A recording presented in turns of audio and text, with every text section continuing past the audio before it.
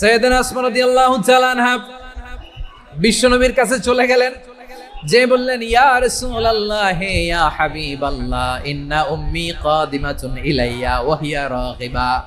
আমার মা মক্কা থেকে অনেক দূর মরুর পথ পাড়ি দিয়ে উপহার সামগ্রী নিয়ে মদিনায় আমার সাথে দেখা করতে এসেছে গো নবী।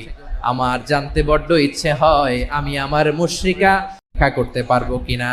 আফা আসিলুহা, আগে যেমনি আমি আমার মায়ের সাথে ভালো আচরণ করতাম, যেমনি আমি আমার মায়ের সাথে সদাচরণ করতাম গো নবী, এখন আমি মুসলিমা, মা মুশরিকা, এখনো কি আগের মতো সদাচরণ করতে পারবো নাকি?